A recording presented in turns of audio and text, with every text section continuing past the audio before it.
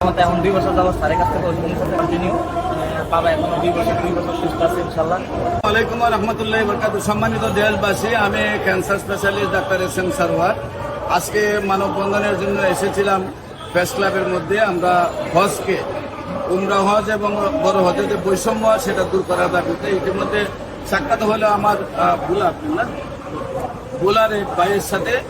তার বাবা আমার কাছ থেকে ক্যান্সার চিকিৎসায়, তার বাবা আমার এখানে ক্যান্সার চিকিৎসা সুস্থ হয়েছিলেন। আমরা একটু তার মুখে শুনবো। আপনার নাম? শাহরুল আলম। আপনার পিতার নাম? সালাউদ্দিন আলম। আপনার মায়ের নাম? আপনার গ্রাম? চর শহর গুলা। আচ্ছা, আপনার আব্বার কি হয়েছিল বা কোথায় কোথায় চিকিৎসা করেছিলেন, আপনি কিভাবে সুস্থ হয়েছেন একটু দেশবাসীর উদ্দেশ্যে বলেন। আসসালামু আলাইকুম, আমি শাহরুল আলম, বাংলাদেশ পুলিশে নিয়োজিত আছি। আমার আব্বু একজন স্কুলের টিচার ছিলেন। আমার বাবা ক্যান্সারে আক্রান্ত হয় আজ থেকে আরও 3-4 বছর আগে। আমরা ঢাকা ক্যান্সার হাসপাতালে, সরকারি ক্যান্সার হাসপাতালে, মুখ্যমন্ত্রী ক্যান্সার হাসপাতালে যাই। সেখানে প্রায় 6 মাস ঘোরার পরে 5 থেকে 6টা কেমো দেওয়া হয় আমার বাবাকে।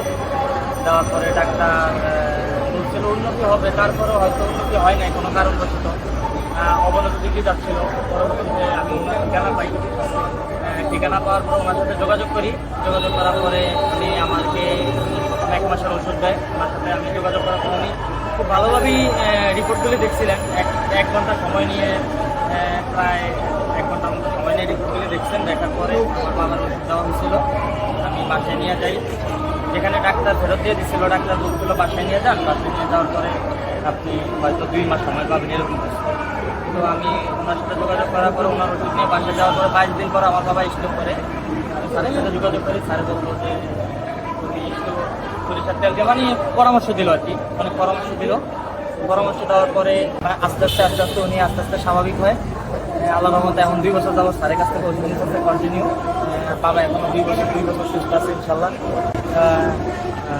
ভালো আছে আলহামদুলিল্লাহ। আচ্ছা, আমি প্রশ্ন করি, একটা স্যারের সংবাদ আপনারা কিভাবে পাইলেন? স্যারের সংবাদ পাইছিলাম আমি আপনার ক্যান্সার হাসপাতালে অনেক ঘোরাঘুরি করছি। তো লিফলেট কাগজ দেখছিলাম, একটা কার্ড পাইছিলাম। আমি আমার টাকাটা না হয় খরচ তো হইতো কেমনটা দিলে, তো চিন্তা করছি যে এইখানে খরচ করে দেখি। স্যারকে আপনি দেখেন? হ্যাঁ, এই স্যারের সাথে কথা একজন বাবার বয়স কত? বলে। আমরা এই ভদ্রলোকের, এই ভাইয়ের, আমাদের একজন সৈনিক, তার বাবা হচ্ছে ক্যান্সারকে জয় করে